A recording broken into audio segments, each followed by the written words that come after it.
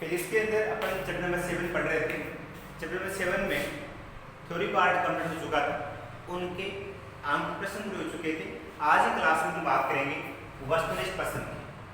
वस्तुनिष्ठ प्रश्न में प्रश्न नंबर 1 देखेंगे आप। कोई आवश्यक कण जो एक समान चाल से गति कर रहा है उत्पन्न कर। आवश्यक कण जो एक समान चाल से गति करता है वह है विद्युत क्षेत्र और चुंबकीय क्षेत्र। ऑप्शन इसका क्या होगा? सही। इसके बाद सेकंड क्वेश्चन, एक लंबे तथा सीधे धारावाही चालक तार से स्मॉल r दूरी पर उत्पन्न चुंबकीय B है। धारावाही चालक तार से स्मॉल r दूरी पर उत्पन्न चुंबकीय क्षेत्र फॉर्मूला क्या होता है? B = μ0 I / 2 pi r, small r दूरी। उसके बाद क्वेश्चन में कह रहा है यदि तार पर धारा का मान नियत रखें तो r/2 दूरी पर उत्पन्न चुंबकीय क्षेत्र क्या होगा? क्वेश्चन में कह रहा है r प्रश्नानुसार r का मान चेंज कर रहा है, r = r तो b का मान भी चेंज हो जाएगा, क्या होगा? b = μ0 I / 2 pi r के स्थान पे r/2 जाएगा ऊपर, क्या हो जाएगा? 2 को ऊपर जाएगा तो 2 × μ0 I / 2 pi r, इसको 1 इसको 2। इक्वेशन नंबर 1 से 2 में रखी गई, 1 से 2 में क्या बन जाएगा? b = 2b। चुंबकीय क्षेत्र का मान दुगुना हो जाएगा। इसका 2b ऑप्शन क्या होगा? इसका A option is the right option इस क्वेश्चन में नंबर 2 में। इसके बाद में क्वेश्चन नंबर 3 देखेंगे। क्वेश्चन 3 कह रहा है एक वृत्ताकार धारावाहिक कुंडली केंद्र पर उत्पन्न चुंबकीय क्षेत्र का मान b0। वृत्ताकार धारावाहिक कुंडली के केंद्र पर क्या होता है? b0 = μ0 n I / 2r। ये मान किसका है? वृत्ताकार धारावाहिक कुंडली के केंद्र, ठीक है।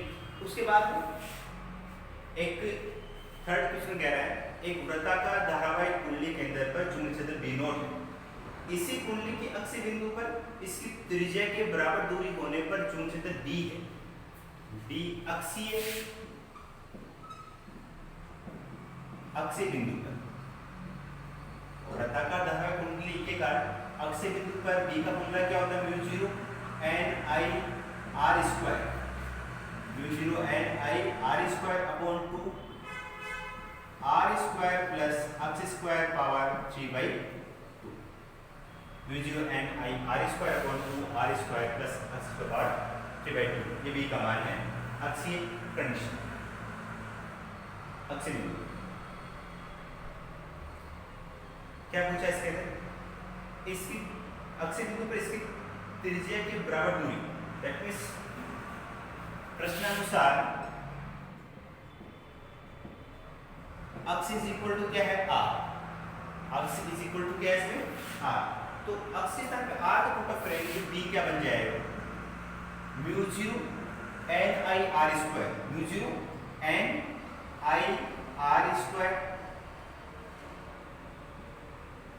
/ 2 केवल r² plus small x = r है तो क्या हो जाएगा? r² power 3/2। तो ये क्या बनेगा? b = μ0 n I r² / 2 r² plus r² 2r²,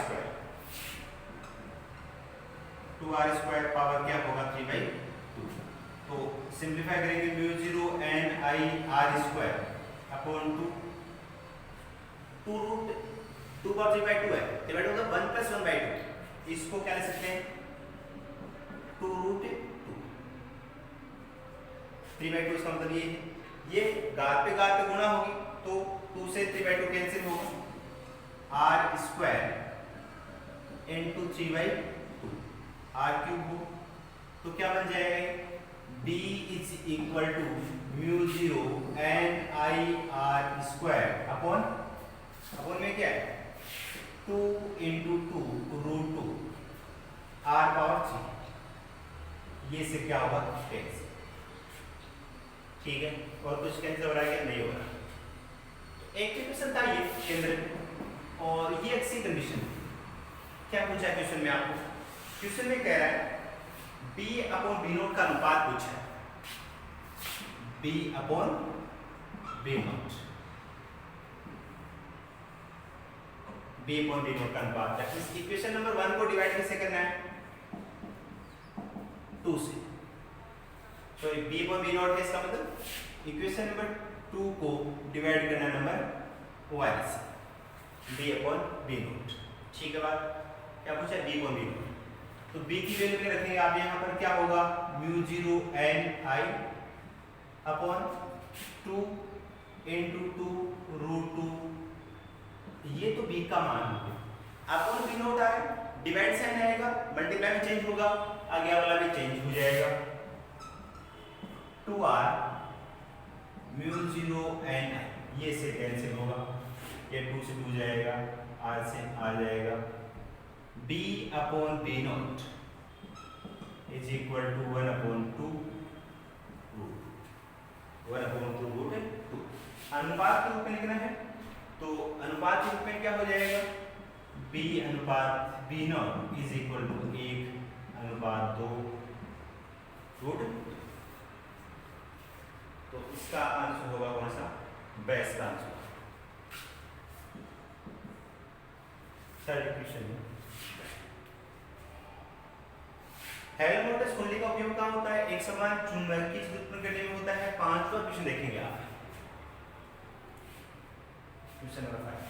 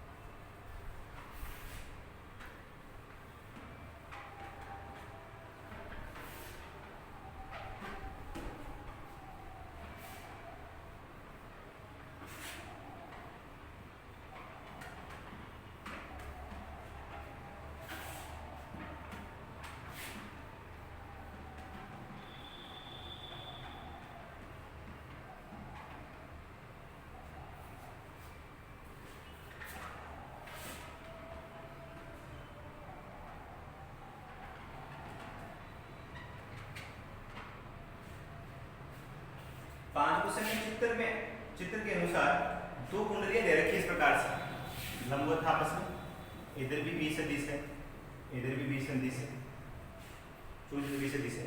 एक कुंडली इस प्रकार से है, दूसरी कुंडली आपकी इस प्रकार से। ठीक है बात?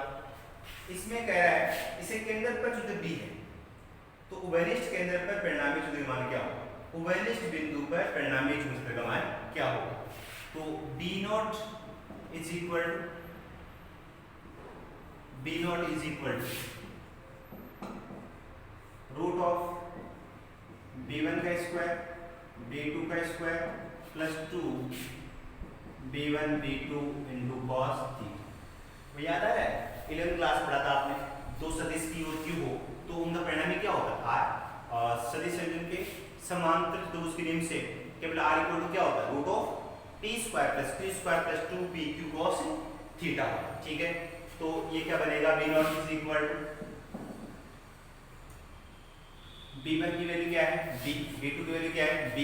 That means B square plus B square plus 2B into B cos 90। B naught is equal to B square plus B square 2B square plus 2B square into cos 90 value क्या होती है? 0। तो B naught is equal to ये पूरा 0 हो जाएगा, root of 2B square plus 0। B naught is equal to root 2B, ये आपका आंसर होगा। जो भी ऑप्शन आया देखेंगे आप, root 2B, root 2B। Fifth question में द ऑप्शन। इसके बाद क्वेश्चन नंबर 6, क्वेश्चन 6 पढ़ेंगे आप।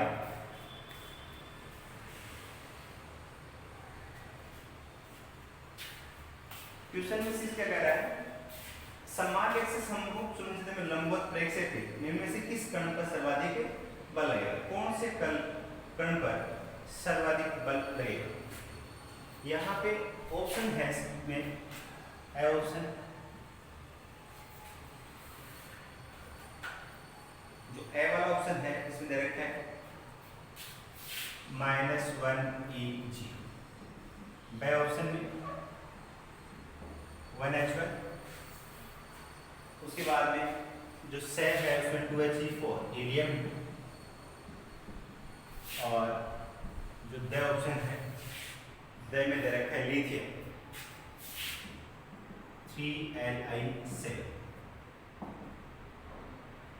ये चार आपको दे रखे हैं। कर क्वेश्चन पूछा समान वेग से समरूप चुंबकीय क्षेत्र में, समान वेग से समरूप चुंबकीय क्षेत्र में, मतलब v का मान समान है, d का मान समान है, लंबवत प्रक्षेपित है, निम्न में से किस कण पर सर्वाधिक बल लगेगा?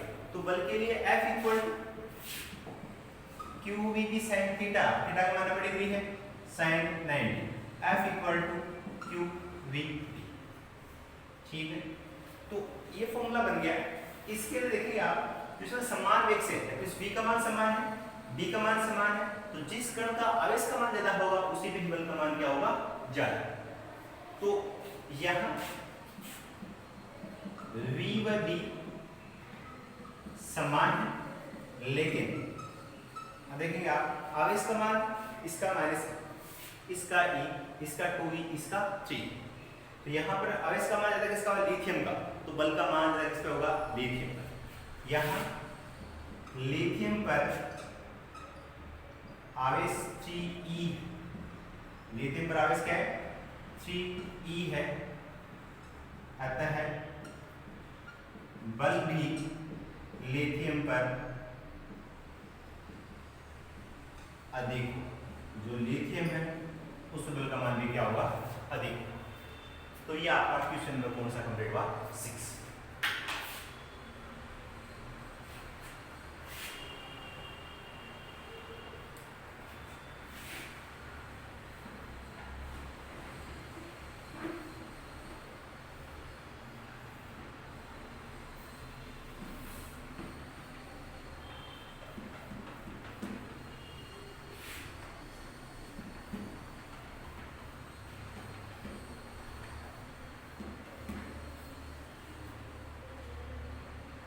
क्वेश्चन नंबर 7 देखेंगे आप, 7 पढ़ेंगे क्या कह रहा है।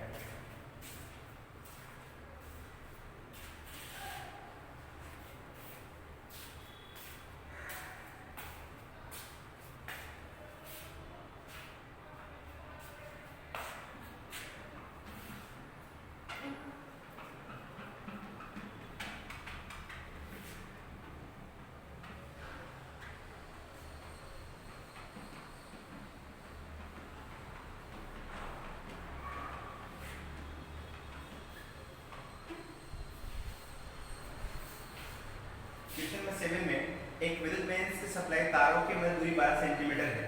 सप्लाई तारों की दूरी दे रखी है small d is equal to 12 centimetre. ठीक है, विद्युत मेंस के सप्लाई तार है, उसके मध्य दूरी दे रखी है 12 सेंटीमीटर। ये तार प्रति एकांक लंबाई 4 मिलीग्राम भार को करते हैं, तो दोनों तारों में प्रतिधारा का मान पूछा है। तो capital M is equal to 4 mg milligram, milligram gram है, मिलीग्राम को केजी चेंज करना जाना पड़ेगा, 4 × 10⁻³ ग्राम, और इसी को ग्राम को अगर 10⁻³ से मल्टीप्लाई करेंगे तो इसमें हो जाएगा केजी में। कहने का मतलब है 4 × 10⁻6 केजी। ठीक है, विद्युत मेंस में तार है, उनके मध्य दूरी दे रखी है, m का मान दे रखा है, और उसके बाद में आपको क्या पूछा इसके अंदर? दोनों तारों पर धारा पूछी है, तो प्रति एकांक लंबाई बल इसके भार के बराबर होगा, mg के बराबर, तो 4 6 × g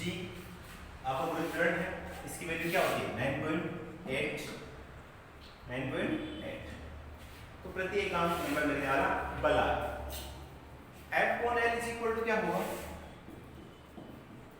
म्यू 0/4 पाई I1 I2 का मान क्या होगा, I इंटू आई अपॉन, इसके बाद जो दूरी है वो क्या होगा, d हो जाएगा, दूरी क्या हो जाएगी इसकी, d।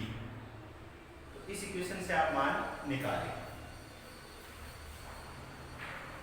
इसका मान निकालना, I का मान निकालना, देखो आप I square is equal F upon L into D, F upon L into D 4/d, ठीक है, अपॉन में क्या आएगा, म्यू आई स्क्वायर, और आई इज इक्वल टू यहाँ से स्क्वायर आएगा या रूट लग जाएगा, F upon L into 4/d mu 0/2π, mu 0/2π। तो इसमें आप मान करके इसका मान निकालें, ठीक है, आई का मान, एफ अपॉन एल का मान याद रखें, 2π का मान आप जानते हो, स्मॉल डी की वैल्यू दे रखी है 12 सेंटीमीटर, म्यू 0 मान जानते हो, एल का मान प्रत्येक काउंट एफ अपॉन एल का मान दे रखा है, ये क्वेश्चन नंबर 7 हो जाएगा। इसके बाद में क्वेश्चन नंबर 8, क्वेश्चन नंबर 8 क्या कह रहा है, 100 इलेक्ट्रॉन वोल्ट ऊर्जा का एक प्रोटॉन 10⁻⁴ टेस्ला के चुंबक लंब गतिमान है, साइक्लोट्रॉन की आवर्ती रेडियन प्रति सेकंड में ज्ञात करना है। तो साइक्लोट्रॉन की आवर्ती फॉर्मूला क्या था, Qb/m, omega is equal to Qb/m, ठीक है, ये आवर्ती फॉर्मूला हो जाएगा, जहां पर m किसका है, प्रोटॉन का, p किसका है, प्रोटॉन का, ओमेगा इज इक्वल टू, ये नंबर 7 था, ये नंबर कौन सा हो जाएगा, 8। इसमें मान रख देंगे आप और आंसर निकालें। b का मान दे रखा है क्वेश्चन नंबर 8 में 10⁻⁴ टेस्ला, और Qb का मान रखेंगे इसके बराबर 1.6 - 19, b का मान जो चुंबक है इसके अंदर चुंबक का मान 10⁻⁴, 1.67 10⁻37, सॉरी -27, ये अपना रेडियन प्रति सेकंड इसका मान है, ठीक है, क्वेश्चन नंबर 8 कंप्लीट। उसके बाद